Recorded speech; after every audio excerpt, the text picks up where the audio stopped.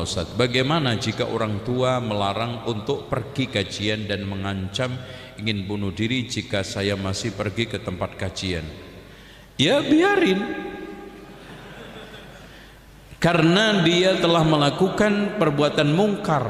Makanya Sa'ad bin Abi Waqqas ketika diancam ibunya yang mau bunuh diri, sama, Masya Allah, ternyata Anda seperti Sa'ad bin Abi Waqqas.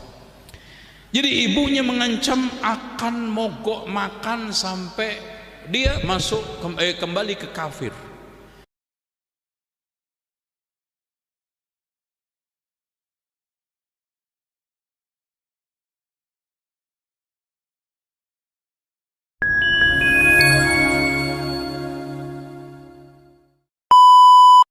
Bismillahirrahmanirrahim. Assalamualaikum warahmatullahi wabarakatuh. Kita sangat prihatin sekali ya ketika kita mendengar ada seorang dai yang kemudian berfatwa untuk membiarkan seorang ibu bunuh diri disebabkan karena anaknya mengikuti pengajian tertentu. Jadi ada sebuah pertanyaan yang diajukan kepada seorang dai yang katanya dai ya, dimana sang penanya itu seorang anak yang ibunya katanya itu melarang dia untuk hadir pengajian tertentu dari komunitas tertentu. Kalau masih nekat maka ibunya ini akan bunuh diri. Kemudian yang sangat mengejutkan adalah jawaban dari sang dai itu, di mana sang dai itu menyuruh, yang intinya menyuruh sang anak untuk membiarkan ibunya untuk bunuh diri. Kemudian lucunya lagi itu mengkiaskan masalah ini dengan masalah yang lain, yaitu kisah Sa'ad bin Abi Waqqas radhiyallahu ta'ala anhu. Ini luar biasa ya, kesalahan yang sangat fatal. Kenapa? Karena peristiwa Sa'ad bin Abi Waqqas itu berkaitan antara iman wal kufur.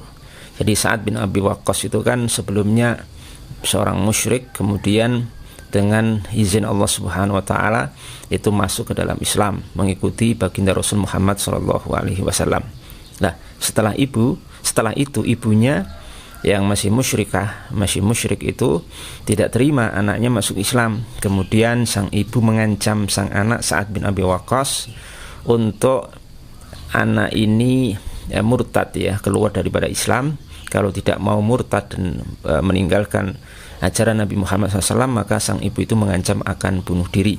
Kemudian Sa'ad bin Abi Waqqas tidak menyetujui hal itu dan balik mengancam kepada ibunya, kalaupun ibu ini punya sekian ratus nyawa atau 100 nyawa, maka tetap dia tidak akan meninggalkan agama dan keyakinannya untuk mengikuti Islam. Kisahnya seperti itulah. Kisah ini dikiaskan kepada kisah yang ditanyakan tadi, bagaimana seorang anak itu dilarang ibunya untuk hadir di satu pengajian kelompok tertentu, kalau tidak ibunya akan bunuh diri. Ini kias yang fasid, kias yang rusak. Al-qiyasu ma'al farik dalam ilmu usul fikih, al-qiyasu ma'al farik, pengkiasan dengan adanya perbedaan yang sangat jauh sekali. Karena kalau hadir di satu pengajian tertentu, di kelompok tertentu, itu paling tingginya itu hukumnya adalah dianjurkan saja ya, dianjurkan paling tingginya ya. Sedangkan berislam, mengikuti risalah Islam itu hukumnya wajib. Jadi kalau berislam itu kan berputar antara iman dan kufur. Sedangkan tadi kalau hadir pengajian itu beredar antara anjuran dan tidak dianjurkan saja. Bagaimana dua hal ini bisa dikiaskan? Dan na'udzubillah, bagaimana si dai ini terang-terangan menyuruh sang anak untuk membiarkan ibunya bunuh diri. Na'udzubillah min dzalik.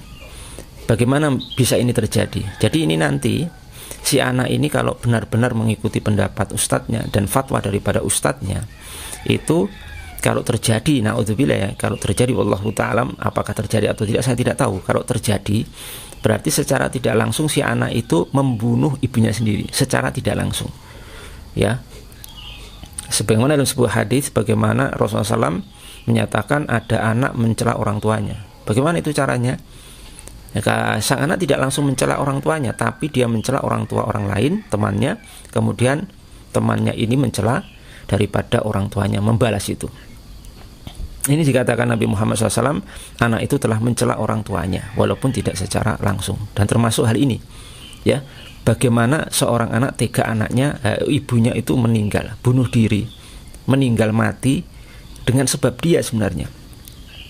Ini satu doktrin yang sangat berbahaya, doktrin yang sangat kaku, radikal sekali. Dan doktrin ini dibangun di atas kebodohan terhadap dalil-dalil syariat, terhadap hikmah, terhadap syariat Islam secara umum, ya. Jadi sang ibu ini kalau melarang anaknya ngaji ke tempat-tempat seperti itu, ya, dengan ustadz-ustadz gayanya seperti itu, pemikirannya seperti itu, ini malah sebenarnya tepat sekali. Dan kami secara tidak langsung juga sepakat dengan keputusan sang ibu melarang anaknya hadir di pengajian seperti itu, karena doktrinnya saja seperti itu. Jadi sang ibu ini, saya yakin, kita yakin bahwa sang ibu itu bukan berarti menolak anaknya ngaji, nggak ada, ya. Ibu itu tetap senang anaknya ngaji. Bagaimana anak mengaji kemudian mendapat kebaikan, berubah menjadi baik, itu kemudian tidak senang, nggak mungkin. Jadi yang ditolak sang ibu itu adalah tempatnya, tempat ngajinya dan kelompok ngajinya itu yang dipermasalahkan sang ibu sehingga mengancam seperti itu, ya. Itu sudah tepat sekali karena terindikasi pemikiran orang-orang seperti ini, kelompok seperti ini adalah ekstrim, ghulu fiddin, dan itu sudah banyak dinyatakan oleh para ulama kita. Maka hati-hati sekali. Oleh karena itu saya berharap, ya, sang anak itu tidak melaksanakan fatwa ngawurnya ustadz dia yang seperti itu, ya. Dia mengikuti nasihat ibunya, keinginan ibunya sebagai bentuk birrul walidain, berbakti kepada sang ibu yang sudah melahirkan dia ke dunia ini bertaruh nyawa, ya. Kemudian dia mencari pengajian yang lain sesuai arahan sang ibu. Demikian, semoga hal ini bermanfaat untuk kita semuanya. Assalamualaikum warahmatullahi wabarakatuh.